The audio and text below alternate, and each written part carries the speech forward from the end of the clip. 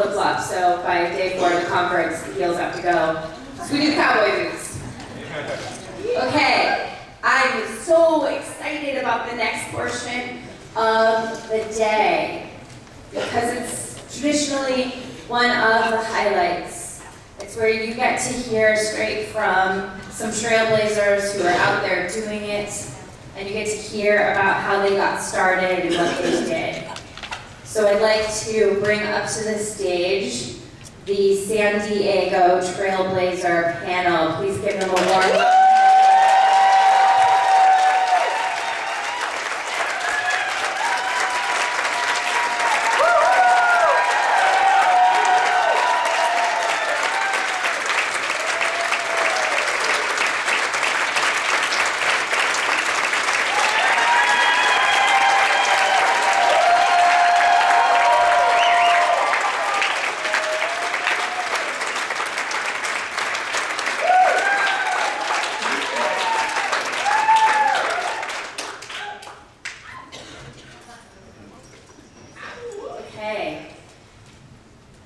Introduce everyone first, and then they will each stand up and they will give their presentation. So the first woman who is going to speak is Rebecca Segota.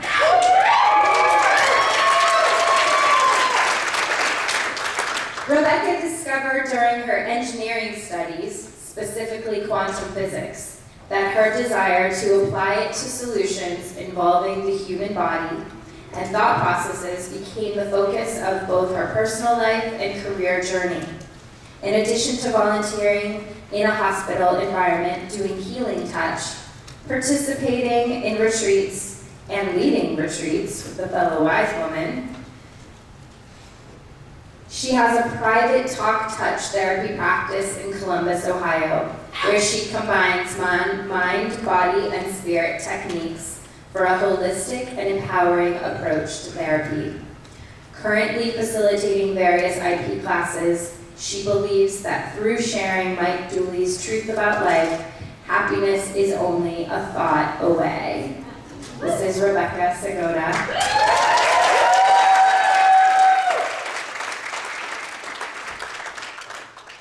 Next on the panel, we have Sheila Fugere. Sheila lives near San Francisco. She is a mom, she is a wife, she's a corporate refugee, and believer in magic. She's a digital marketing instructor at UC Berkeley, a search engine consultant, and organizer of a growing law of attraction meetup. Her most favorite things include babies laughing and witnessing the aha moments of others. Sheila Fugere.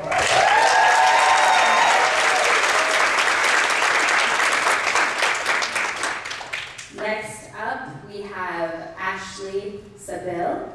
She's a certified Infinite Possibilities Trailblazer since September of last year. In addition to teaching workshops, she is a life coach, ropes course facilitator, a secret IT ninja, and as of Monday, an author.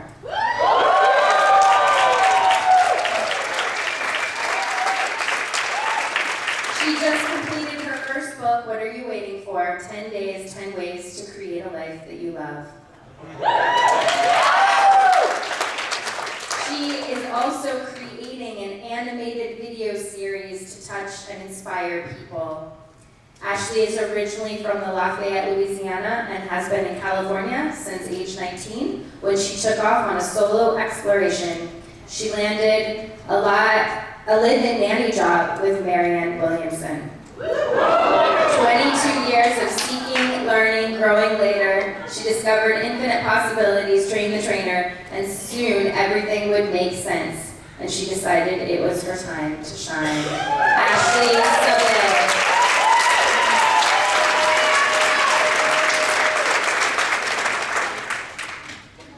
And next we have Emily Wright. Emily lives in Arlington, Wisconsin with her husband who can fix anything. her two amazing children who make her heart sing. Here are a few of her favorite things. Her mom and dad, who are true inspirations. Feeling warm sunshine on her face, giggling until her face hurts, dancing, positive quotes, quality time with her girlfriends, gazing at the stars and moon, flying in airplanes, working in the travel industry, empowering her clients with knowledge, tools, gentle healing and coaching, mint chocolate chip ice cream, and learning to color outside of the lines. Emily was certified as an IP trainer at the Denver conference in June of 2013. She has trained 2 groups of amazing women, ages 30 to 89. Wow. You were in Boston. You were Boston. You were Denver. So we have Denver, and Seattle, and Orlando. Yes. So this is a San Diego Trailblazer panel.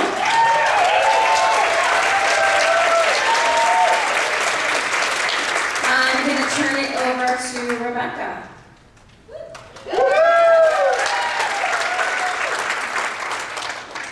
Okay, so I guess the first thing I'm going to do is address the elephant in the room, or in this case, the turtle.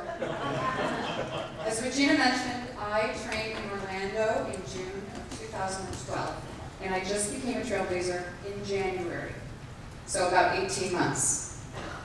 So what happened? What took so long? Well, I'm hoping that I'm going to be sharing this with some of those of you in the room who might be extreme introverts, empaths, energy-sensitive people, people who are going through some sort of major life transition, or those of you out there who may have or who may be survivors of mental or physical abuse. I would like a raise of hands for if you fall into any of those categories. Well, I'm all of those categories. So that's part of what took so long. In addition, I'm just very slow, methodical, and deliberate about the way that I do things. But here's the good news. I left here, like you're going to, very excited with lots of great material, and I was so pumped up, ready to do this thing. But what I was told when I was here, what I heard is, know the material, know the material, know the material. So I got home, and I opened that workbook, and I did it. At the end of chapter 1, they asked for 3 dreams. What are 3 dreams? So I wrote out my career dream, my relationship dream, and my finance dream. And within 6 months, they all came true. And they were big, big dreams. So the good news is, I was busy being happy. I was kind of too busy to get my training together. So what else was going on? There was a little voice in my head that said, wow, you can't be like those powerful people who are on stage. That's just not who you are. You're quiet and small. I spent most of my life trying really hard to be invisible, small, and hiding in my shell. So I'm here because I'm coming out of it to share with you what an incredible and amazing experience this is and that you can do it too. Woo!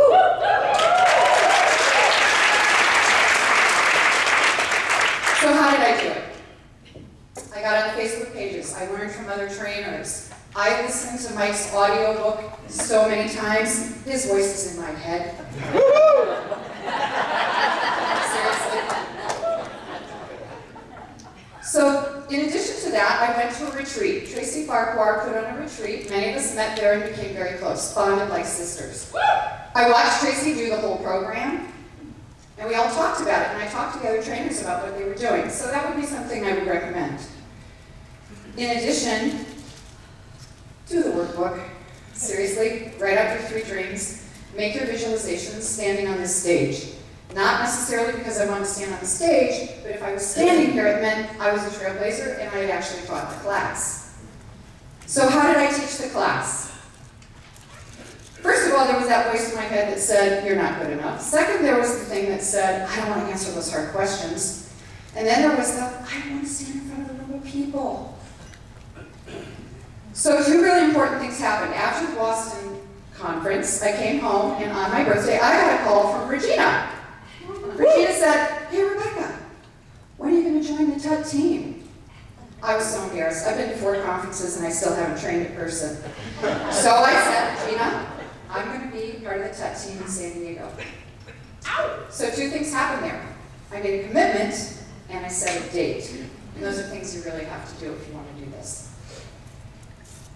The next thing that happened is the following day I had foot surgery, and I was told by my doctor I had to put my foot up for a month. So guess what I did during that month with my foot up? I did my program. I went into the files, I read everybody's everything, I looked at all the videos, and I put it together. So now I have a commitment, a date, and a plan. What am I going to do about those questions? I realized they got answered while I was making my plan. If part of what we're sharing is that everybody is special and wonderful and unique, then aren't I? So I came to the realization that I was just as good as anybody to teach this class. Question number 2 about the hard questions. You don't have to answer the hard questions. You're there with tools to help them change, live deliberately, and move forward. And that's it. How about standing in front of them? I don't. I sit with them. Because that's where I'm comfortable. So, sorry, just had one of those moments. So how did I actually get started? I got a call from a fellow IBBY, and she said, you know, I have a friend who lives in Columbus, Ohio. I'm wondering if you do some energy work with him. And I said, well, tell me about him. She said, well, Sam's 34 years old. He's a single dad.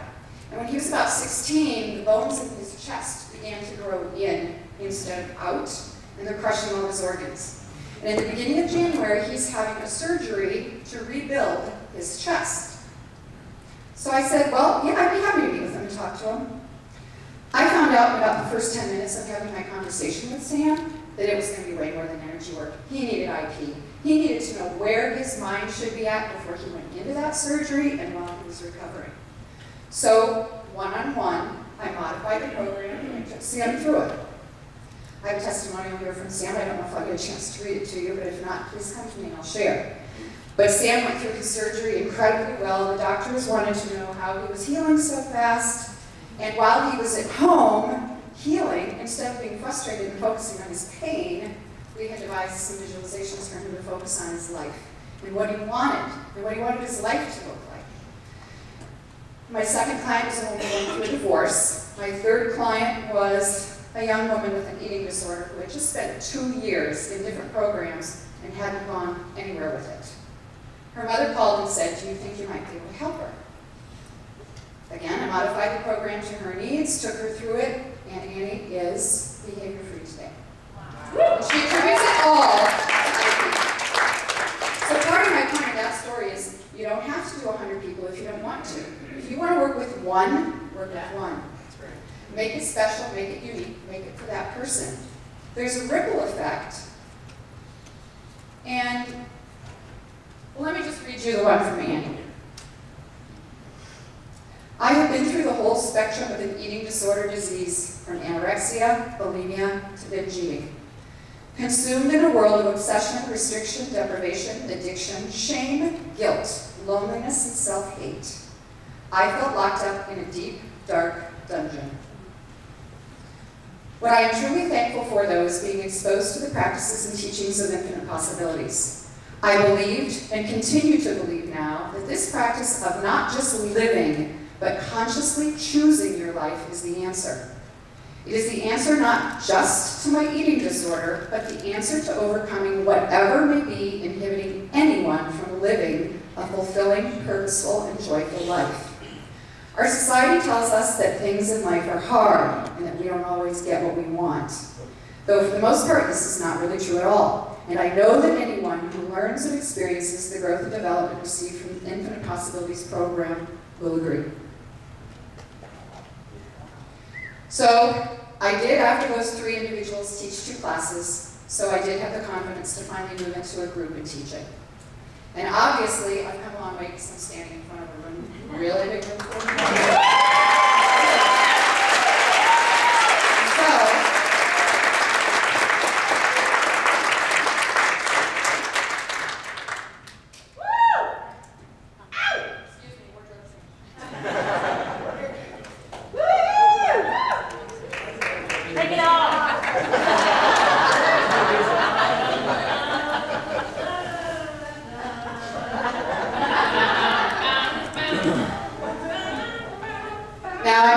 Teenage Mutant Ninja Turtle.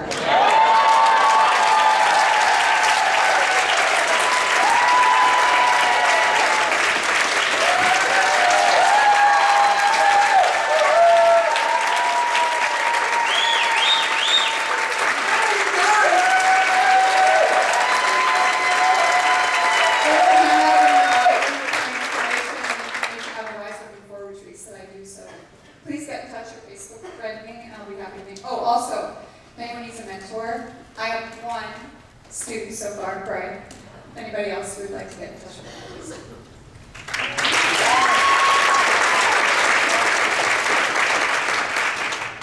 Shit.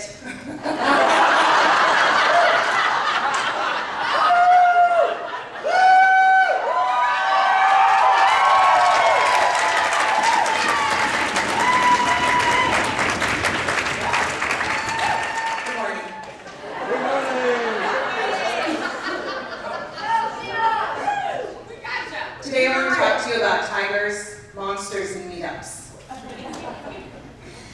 About a year and a half ago, I had the most amazing dream of my life. Early one morning, in the dream, I'm in a bus, a school bus. There's this ferocious tiger trying to kill me, attacking me. This is survivalist fear shaking me, kind of like I am now. I escape out the front, I go into an ancient stone temple. I turn the corner, and the tiger is there looking at me. We lock gazes. I know if I run, he's going to kill me. I hold my ground while being scared, and I know intuitively that he's yielding to me. He's yielding to me. I walk over and I pet his head, and he gave me a clear message to let me know that he would always stand by me. I was exhilarated. I felt free and fearless. I woke up in a very good mood. Later that day, I'm indulging one of my favorite addictions. I'm playing Scrabble on my iPhone. It was the last move of the game. I had 5 tiles left. Imagine my surprise to notice that the tiles were T-I-G-E-R. I am not kidding. I cannot make this up. Later that day, I'm working on a business presentation the next morning. I'm looking for a money tree, a picture of a tree growing money. And I click on the image, and staring back at me is an up-close photograph of a tiger's face, staring back at me. Wow. Seriously, no, this is so true. It was in that moment, I realized this shit is real. Oh my God, I am not making this up, or I am losing my mind. What I came to understand is my inner content, my tiger dream, is directly connected to my outer waking experience, and it is for everybody else. This is true. This was no longer an intellectual concept.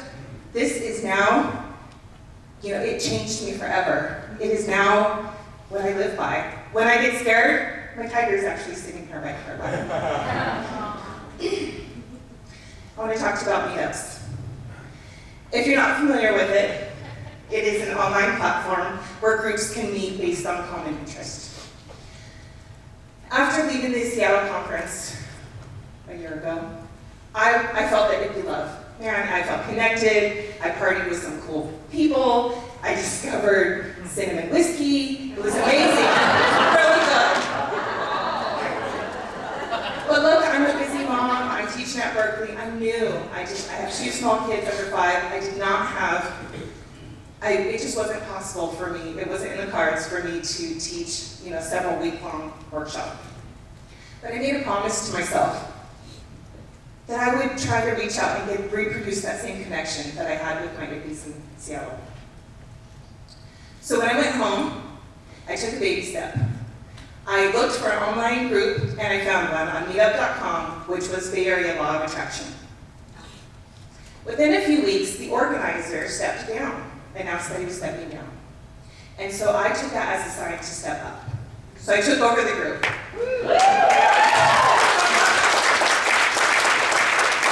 So about 8 months ago, when I took over the group, there were about 173 people. Today, as of this weekend, we have over 260 members.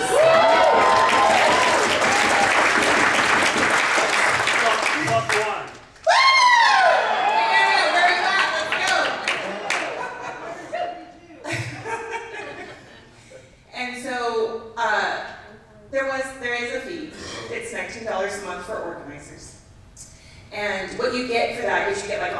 forum space. It's kind of like a Facebook bulletin board. You get some promotional materials. You get, it manages your RSVPs and your payments. My strategy when I took this was like, I'm not confident. I'm gonna practice. It's like a focus group. That's how I was thinking of it. And I really just wanted to connect with people.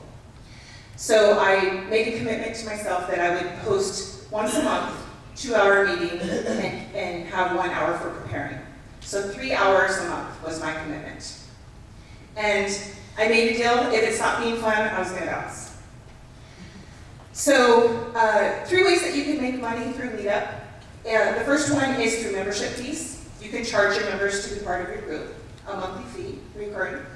It will handle that for you.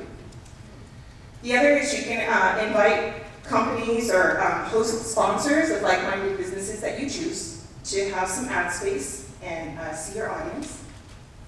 And the third, of course, is charging for your meetings.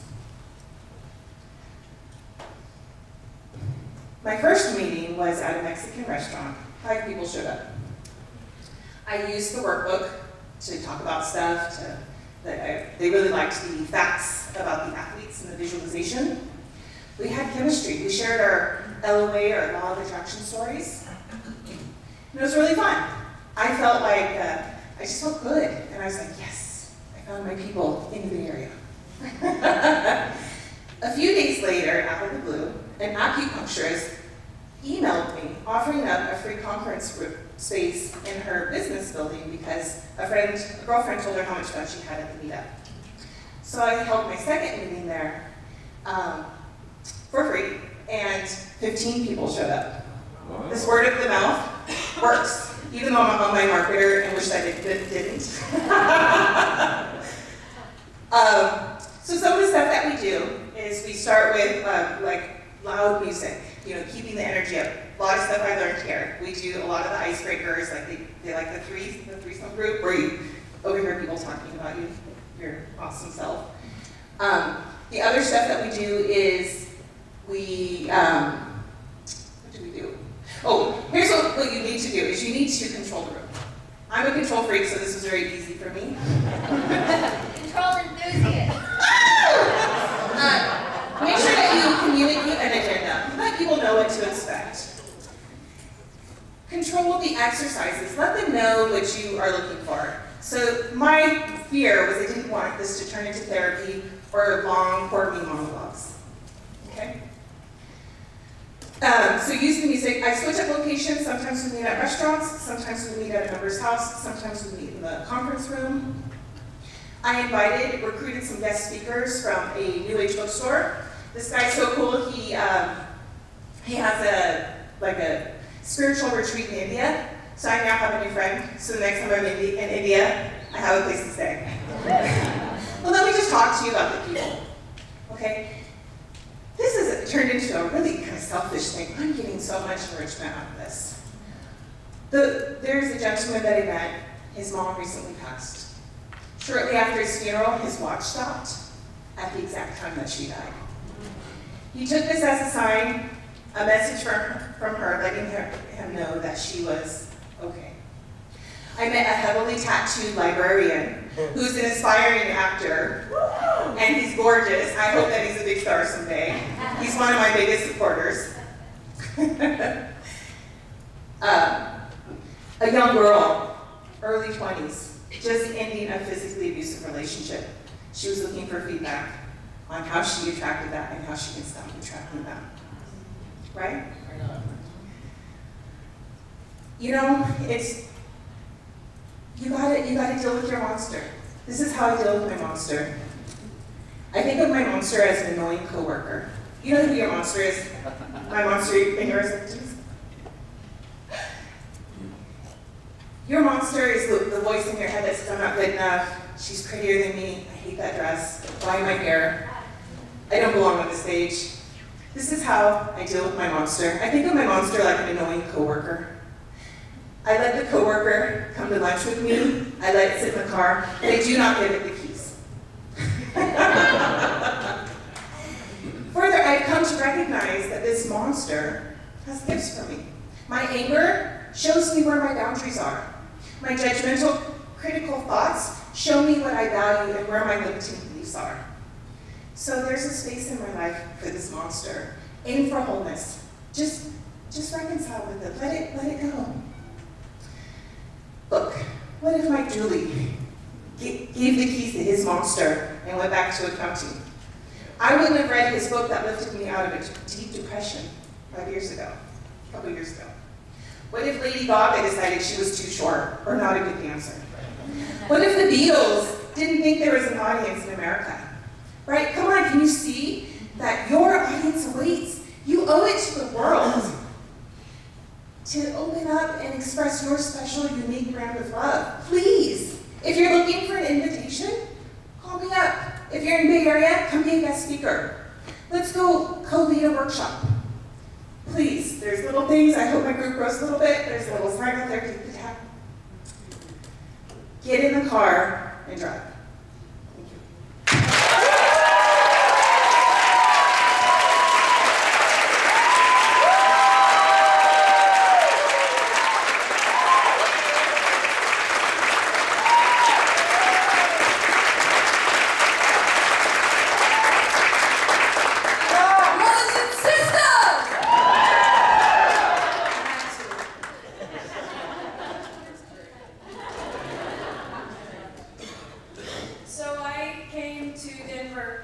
Last June, and 3 months later, I was a trailblazer.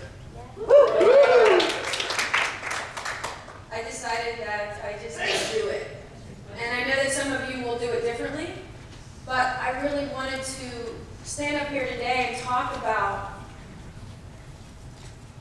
what it takes to do it, and that you can, with your own voice, be awesome doing it. And I know you're probably asking that question as you're sitting here today. How do I start? Where do I get started? How do I do this? And you start with what you have and what you know. You start with your family, your friends. You go home today. You tell your friend, your spouse, your loved ones, tomorrow we're going to start a workshop. We're going to have some wine and cheese, and you make it fun and exciting and inviting. And you just do it. So I know that we all have our own fears, like standing up here. None of them doesn't come naturally. But I want to share a little story about my own fear. So a couple years ago, I decided I wanted to be a good public speaker, but not just someone who speaks. I wanted to be able to connect to people. I wanted to be able to stand up here and actually look at faces. Because I could stand up here, speak really fast, and then run off the stage. So I decided to take a public singing class. I don't sing. I mean, you know, karaoke with a group, but yeah, not singing. So I said yes really quick. This invitation came to me and I said yes, before I really knew what it was. After I said, so what am I doing? What is this? Okay, so it's 6 weeks. And at the end of the 6 weeks, there's going to be a concert. And you're going to get on stage and you're going to sing solo. I thought that sounded like the craziest thing I ever heard, and I said, okay. And then I did it again. It was amazing. It was an amazing experience. And you know what? The second time I did it, the worst thing ever that you can imagine happening when you're going to sing a song, you forget the words. I came out on stage and the music played and I'm completely comfortable. I'm like, I have no idea what to sing. And everyone's looking at me and I just smiled and finally my coach came out and she's like, oh, start the music again. And I said, I still don't think I know the words. my partner was in the back of the room feeding me lines and finally I caught on, but it was amazing. It was an amazing experience to have the worst thing. You know, I mean, first of all, you know, like the scariest thing, right, number one, is public speaking. Public singing is not even on a scale, so I mean, the point is that just walk through the fear. Once you do it, that first second, you just commit, you say yes, you start with your friends. You just sit comfortably at home with a glass of wine and the workbook, and you just do it, you go through it. And it just happens. And then maybe the next time have 5 people. And then maybe the next time 15. Just work with who you have, right where you are. So the second part I want to address is how to make it your own. And for me, I love analogies. I love creating stories. They just come to me all the time. I love creating stories that connect the dots. So I'm going to pretend this is an introduction. So I have a story, and here's how it goes. Okay, so we are all going to go on a scavenger hunt, okay? But this isn't your ordinary scavenger hunt. This is an emotional scavenger hunt. I'm going to give you a list of 10 things, and on that list, maybe the first one is, I want you to find someone who's hysterically laughing, like hysterically. Second, I want you to find 2 people in a loving embrace. I want you to find a child holding their mommy's hand, walking down the road. They just learned how to walk, okay? So these tender moments, these wonderful moments in life, right? I bet you're going to come back at the end of the day and you're going to be filled with all of that love and joy and everything that you just saw in the world, right? Now I can give you a similar list that said, go find someone screaming. Go find 2 people in a horrible fight. Find someone and just crying and so sad and hurt. You're going to come back at the end of that day, and I bet you're going to have those feelings inside. So it's a really great opportunity to look at. You created either way. What are you looking for? What are you looking for? Please do. And here's the thing, steal it and then do it. Because I haven't done it yet, but actually do the scavenger hunt and then let me know how it goes. In case you beat me to it. So here's the thing. I mean, this opens the door to all kinds of things. Like I said, I just did this in June last year, and it kick-started so many things. Would I have written the book? I don't know, but it just put things in a pace that it's like I'm taking off. And I wrote a book, and I'm actually working with people, and I'm helping people create a life that they love. Like, amazing, right? And I also am creating this animated video series. And I was going to sing a song first, but I thought, no, that's probably not a good idea. So what I would like to do is show you the first animated video of my series. It's, I'm not going to say it's complete, but it's pretty complete, because I'm a little bit of a perfectionist. So just 1 second, if you can put your eyes on the screen. Thank you.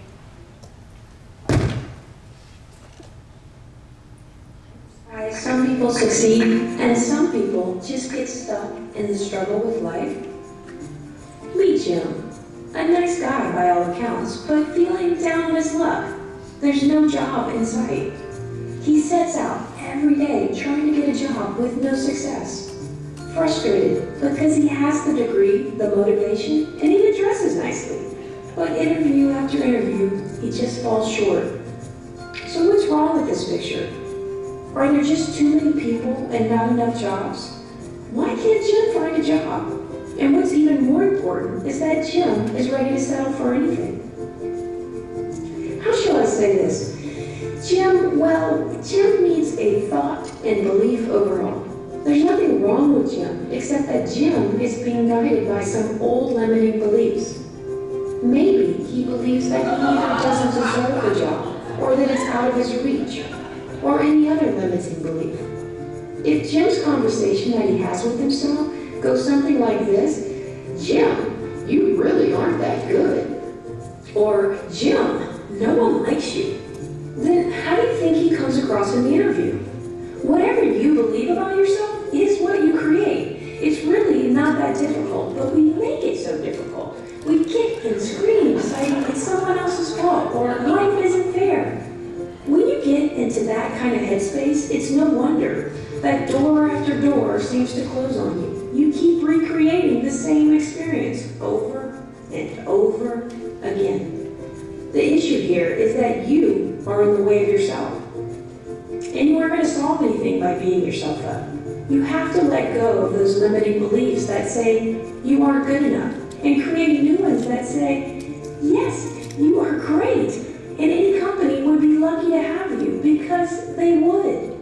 If you change your attitude, the world will open up to you and you will get to choose which job you want. This applies to every aspect of your life.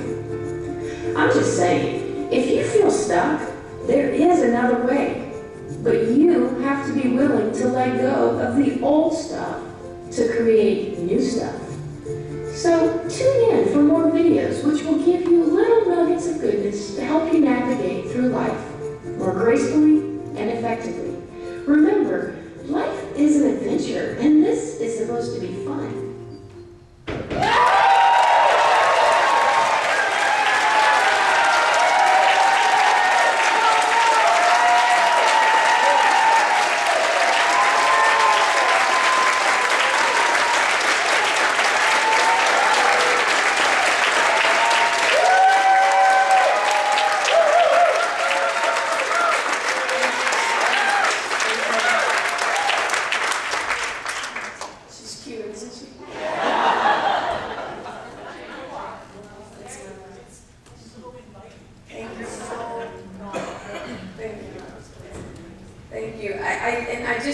I wanted to show you because the thing is that we all have gifts and talents, all of us.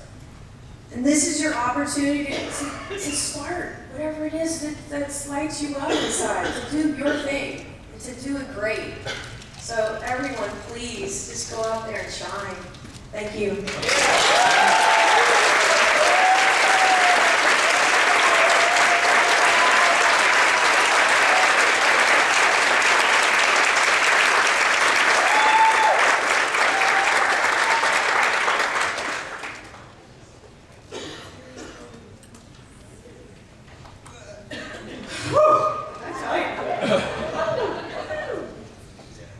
Who is feeling on top of the world today? I love it. Hi, my name is Emily, and I am so excited to be sharing my journey with all of you. I was certified 9 months ago at the Denver conference. I went to that conference with the intention to become certified to teach workshops.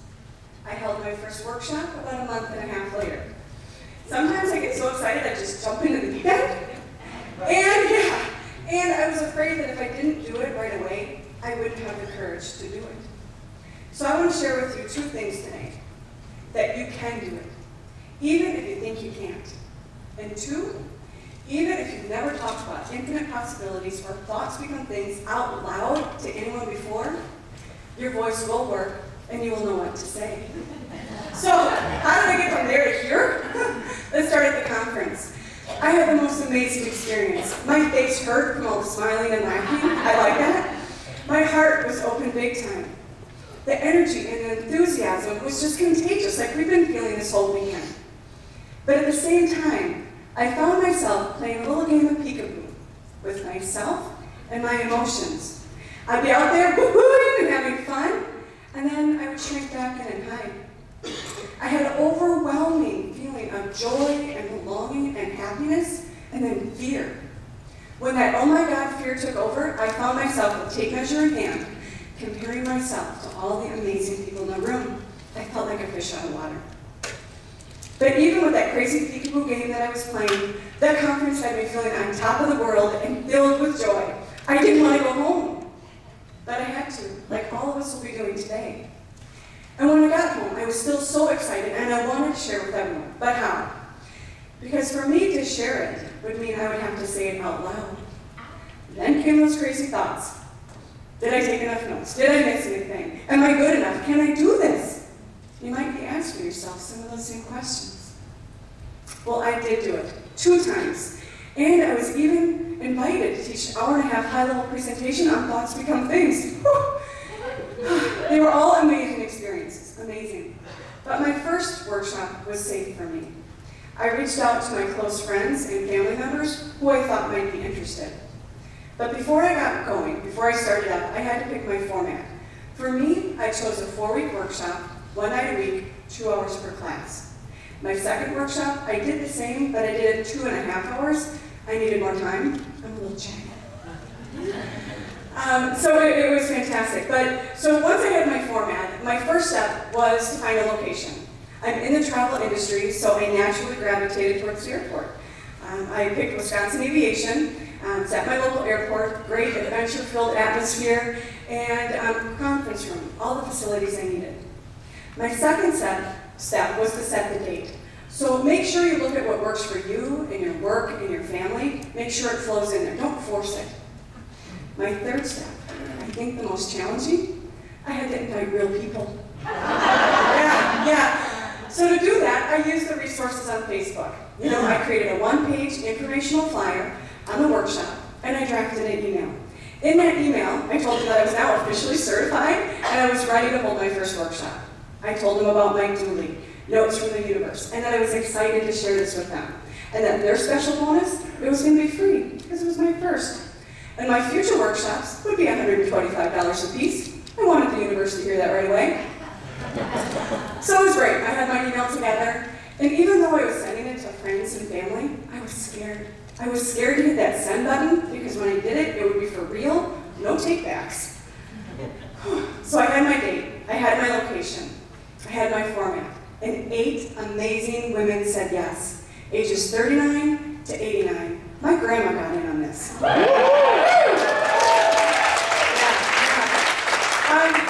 So while I got organized and I taught the workshop, my kitchen table was covered with all the books and materials. Well, actually, before I even did that, I had to prepare the presentation. I had 8 people that said yes. I had to do something. So to do that, I used all the resources. You know, I went through the trainer's workbook, completed the activities. I went through the presenter's workbook. I reread Infinite Possibilities. I re-listened to the audio program a lot. That voice, your voice is in my head as well, sir. And I used the resources on the Facebook page. We are so lucky to have amazing trailblazers ahead of us that shared their presentation. Thank you. For that, I didn't have to recreate the wheel. The framework was there. All I had to do was add my voice and my touch for what resonated with me. I included information from Stephen Covey, Abraham, Louise Hayes, Andy's vibration activation. Yes! And so while I did all that, again, my kitchen table was covered with material. My family, they ate on the couch more often than not, but they were super supportive. So for me to teach the presentation, I needed a PowerPoint that was comfortable to me in my corporate world. So I put together a presentation, and I would print out the note pages that had all my extra speaking points on it so I wouldn't space it. And on top of those note pages, I would write how much time I should spend on each slide. That way it would help me keep my pace when I talk the workshop. Keep it interactive. If you're going to be doing a workshop like that, have direct teach, have YouTube videos, have music, have group sharing, you know, really get them engaged and going. So also, I put together a trainer's box to keep myself organized. I would put everything in there. Any visual aids or props that I would need for the class, pens, pencils, extra extension cord, anything you might think you would need. I also put in my notes from the Universe card deck. I would have every attendee grab a special note every class. They like that. They love that. Notes and chocolate and mints. I would put chocolate and mints on the table. You know, you need something sweet and you need something to freshen the breath. The first night of class, my box would be pretty heavy because I would give a workbook out to everyone and a notebook, a special notebook for their thoughts. So, now that I was organized and I was ready to go, how did I overcome my fears? I didn't. I did it all, but I used them. I channeled them. A wise trailblazer before me said, courage is feeling the fear and doing it anyways. When I heard that, I wrote it down and posted it, and it's on my dresser to this day, reminding me. And then, what I also remembered is, well, for me, practicing out loud, right? So I was afraid. I was afraid to say anything out loud, so I practiced. Kind of like when you sing a song in your head and you know all the words, and it sounds great, but as soon as you're trying to share it out loud, yeah, I had nothing. So I practiced, all right? And then I remembered it wasn't about me, it was about empowering them. It was about the attendees. But my biggest trick, my third biggest trick was I would start every class with a guided meditation set to music. This helped everyone to become centered, focused, and to be in the moment. You might be saying to yourself, I've never done anything like that. Neither had I. But I did it, it worked. It was awesome. So now that I've taught a couple of workshops, what can I share with you? What key takeaways? What would I do the same? What would I do different? Well, I learned that even though I thought I knew the material, by teaching the workshop, I began to understand it and live my life on an entirely different level. It was awesome. Be comfortable with pauses and silences when you teach the class. It helps with the processing. Survey them, you know. Things that I would do the same is I would keep it interactive. Keep the workbook, keep the interaction, keep everybody engaged. I would do follow-up emails after every class. I would send out an email with all the key points that we went through. I would list any activation homework, share any videos, any extracurricular material that I would share. Would go out in that, tell them what they could look forward to the next week. I got them engaged and ready to come back for more. Survey them, find out what works and what didn't. Things that I found out that I needed to do more of was more group sharing. You know, if it's a big group, partner sharing is great, it saves on time. I also learned that I needed to get more physical with my activities, engage more senses, because the more senses you use when you learn something new, the more impactful and memorable it will be. Vision boards, if you decide to do those, they're fantastic, they're awesome, but give it time. I think I did 30 minutes the first time, an hour the second, and I still needed more time. Give it plenty of time.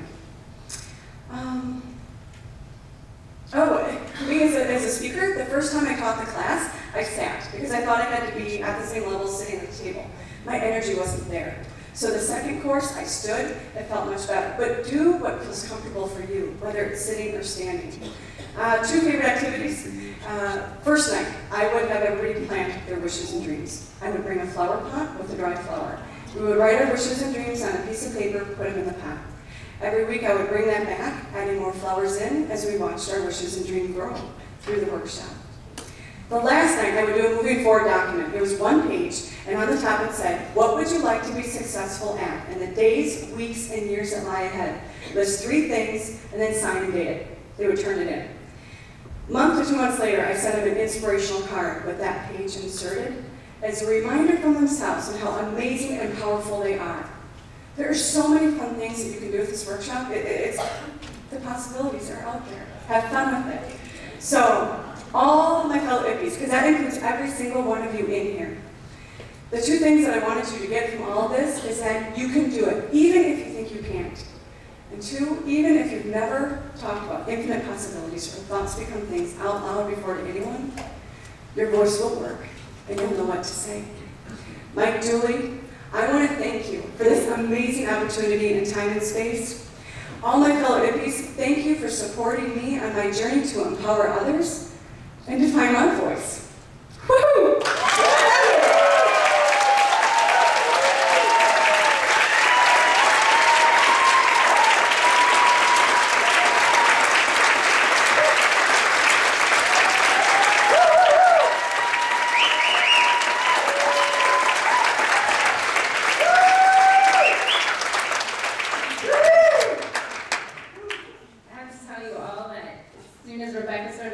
Started talking, I was back there and my eyes filled up with tears because I'm just so proud of all 4 of you.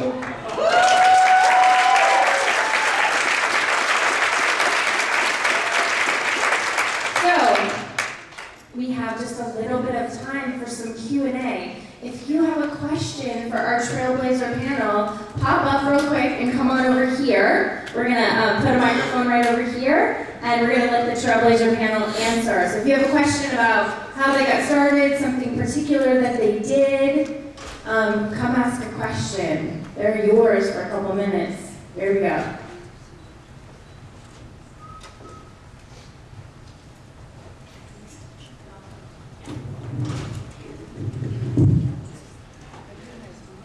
Ashley, this is for you. Can you tell everybody how they can contribute to your campaign to make those awesome, to make those awesome videos? Because I know everybody in here will love using those in their presentations. And Ashley, tell them now. Hello. Actually, I'm sorry?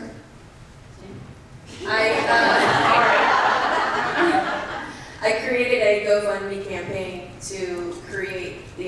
series. That's the first one of the series. And I will repost it on our Trailblazer page if anyone wants to participate. Do you have the URL that you can give them now?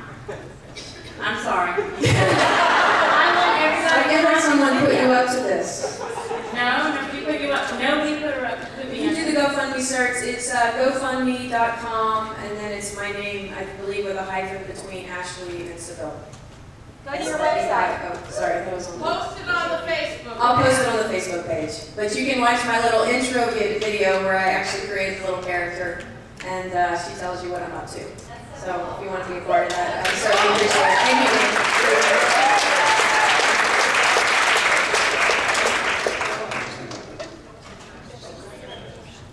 Are you for hire to make those for my company?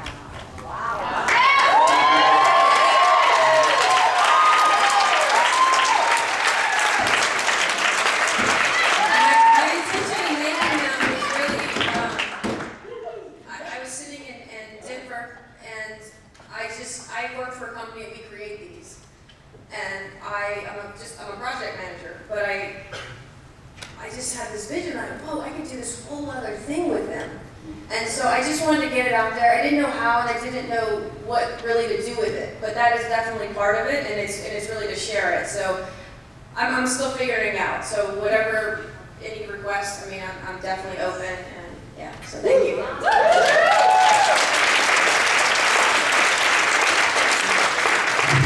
Are there any other questions?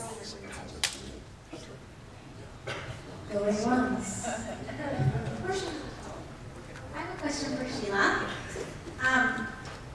So for the Law of Attraction meetup group, for example, if I were to find one in San Diego, is it appropriate, are you allowed to like solicit or whatever and present to people that you meet from the group? Is that appropriate? Oh yeah, absolutely. Okay. And if you don't find one, start telling. All right, perfect. That's a great way to get people to give the presentation to. Yeah, and if you guys are doing like more traditional workshops, use it as a vehicle to promote yourself. There's a lot of traffic already on meetup.com. They're looking for you. And so if anything, use it as a sales storefront, if you will, and invite people in gently. It's self-selected, right? So if you're feeling like you're pressuring people or you're like a missionary, like or something, they're gonna come to you, you're gonna attract that.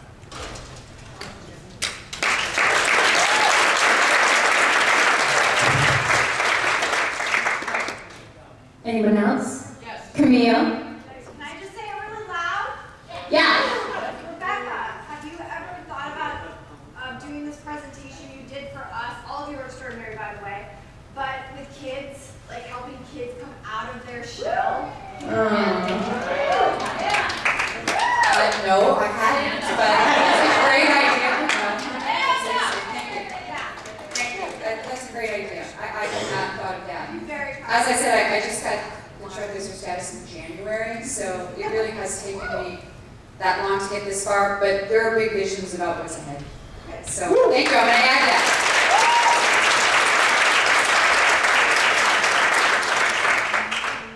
Well, one more round of applause for our Trailblazer.